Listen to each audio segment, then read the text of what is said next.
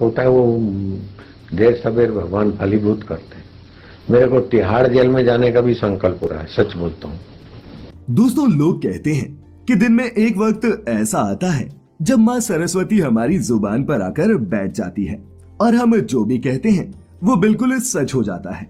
फिर ये तो दिन रात पूजा करने वाला और खुद को संत बताने वाला आसाराम था, तो इसकी ये इच्छा भला पूरी कैसे ना होती। फिर क्या, कुछ ही महीनों में आसाराम की जेल की सलाखों के पीछे जाने की ये मुराद भी पूरी हो गई। एक ये वक्त था और एक वो वक्त था जब आसाराम के करोड़ों भक्त उसे भगवान का दर्जा दिया करते थे। यहाँ तक कि कई पॉलिटिकल लीडर्स और नामचीन सेलिब्रिटीज भी उसे फॉलो किया करते थे। फिर आखिर ऐसा हुआ क्या जिसने आसाराम और उसके 10,000 करोड़ के साम्राज्य को बर्बाद करके रख दिया? यही जानेंगे मिलकर आज फैक्टिफाइड हिंदी की इस वीडियो में। फैक्टिफाइड, फैक्ट्स ऑन योर फेस। तो दोस्तों, आसाराम की बर्बादी की पूरी कहानी जानने से पहले ये जान लेते हैं कि कैसे बंटवारे के बाद पाकिस्तान से आया आसूमल सिरुमलानी आसाराम बन गया और फिर देखते ही देखते करोड़ों अरबों की संपत्ति का मालिक भी।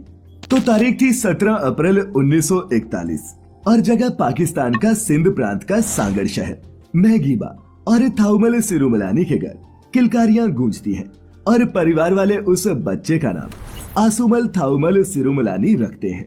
सब कुछ ठीक चल रहा था, लेकिन बंटवारे के बाद सिरुमलानी परिवार पाकिस्तान छोड़कर अहमदाबाद गुजरात आकर बस गया। आसाराम के पिता लकड़ी और कोयले के कारोबारी थे और पिता की मौत के बाद आसूमल पर कारोबार की जिम्मेदारी आ गई। हालांकि इस काम में उनका मन नहीं लगा और वो दूसरे कामों में हाथ आजमाने लगे। उसने साइकिल की दुकान में काम किया, अवैध शराब तक का धंधा किया, लेकिन इनमें से किसी में भी उसे सफलता नहीं मिली। इसी बीच 1960 के दशक में आसूमल की मुलाकात जाने माने संत गुरु लीला शाह जी से होती है। वो लीला शाह जी के बताए भक्ति मार्ग पर चलने लगता है और फिर धीरे धीरे आसूमल लीला शाह के साथ रहकर धर्म से जुड़ी कई चीजें सीखता है और इसके बाद 1972 में अहमदाबाद में वो अपना पहला आश्रम खोलता है। अब अपने नए संत अवतार और अपने नए संत नाम यानी कि आसाराम के साथ आसूमल लोगों के बीच आ गया।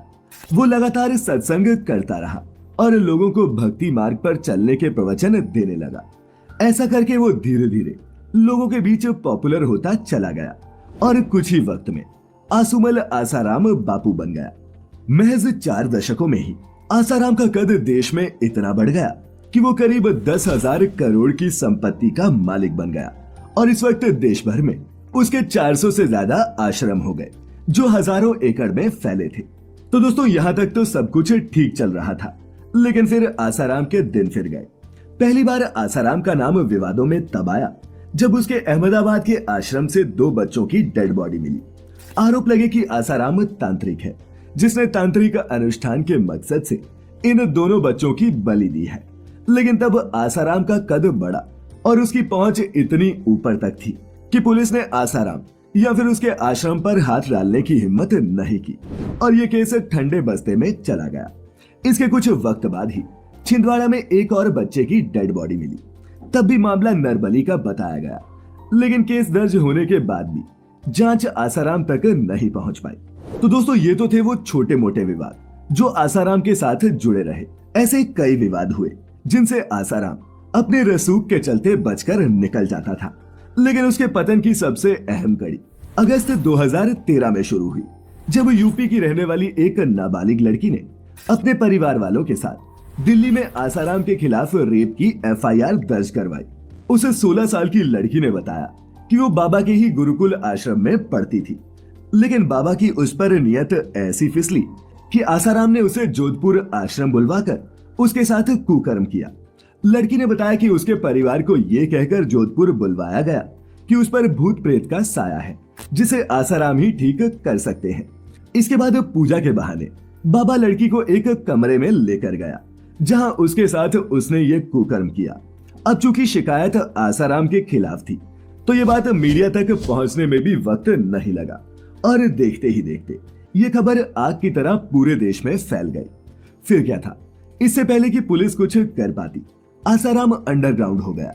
लेकिन फिर पुलिस को पता चला कि आसाराम अपने इंदौर वाले एक आश्रम में छिपा है, जिसके बाद उसे 1 सितंबर 2013 को आश्रम से गिरफ्तार कर लिया गया और इस तरह खुद को संत आसाराम बापू कहने वाला आसुमल रेप के आरोप में सलाखों के पीछे चला गया। कई सालों तक आसाराम पर मुकदमा चला और इस दौरान पीड़ित परिवार को कई बार जान से मारने की धमकी मिली। कई बार उन पर जानलेवा हमला तक हुआ, लेकिन उन्होंने हिम्मत नहीं हारी, जिसका नतीजा ये रहा कि कोर्ट ने 25 अप्रैल 2018 को आसाराम को नाबालिग से रेप का दोषी करार दिया और आसाराम को उम्र कैद की सजा दी गई और वो फिलहाल उसी जोधपुर शहर की जेल में बंद है, जिस शहर के आश्रम में उसने उस नाबालिग के साथ कुकर्म किया था। दोस्तों, कहा जाता है कि अगर ये केस दिल्ली में दर्ज नहीं हुआ होता तो शायद ही आसाराम का ये असली चेहरा कभी भी दुनिया के सामने आ पाता। आखिर में मैं बस इतना ही कहूंगा कि आसाराम जैसे लोगों को पहले संत और फिर भगवान का दर्जा देने वाले हम ही लोग हैं, जिनके विश्वास के साथ खेलकर ये लोग धर्म को धंधा बनाकर अपनी जेबें भरते हैं और अय्याशी करते हैं। यह मेरे ये कहने का हरगिज मतलब नहीं है कि आप संतों पर विश्वास करना ही छोड़ दें, लेकिन विश्वास और अंधविश्वास में जमीन आसमान का फर्क होता है, जिसे आपको समझना होगा।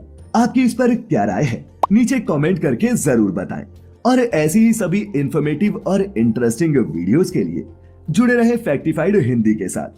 अपने चहेतों का ख्याल रखें, खुश रहें और वीडियो पूरी देखने के लिए आपका बहुत बहुत शुक्रिया।